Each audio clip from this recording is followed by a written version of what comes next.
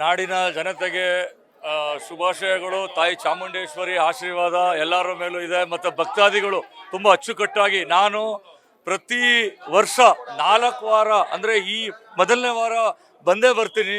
ಮತ್ತು ಈ ಅಲ್ಲಿ ನಮ್ಮ ಎಲಿಫೆಂಟಿಂದ ಬಸ್ಸಿನ ವ್ಯವಸ್ಥೆ 2,000 ರೂಪಾಯಿದು ತುಂಬಾ ಚೆನ್ನಾಗಿದೆ.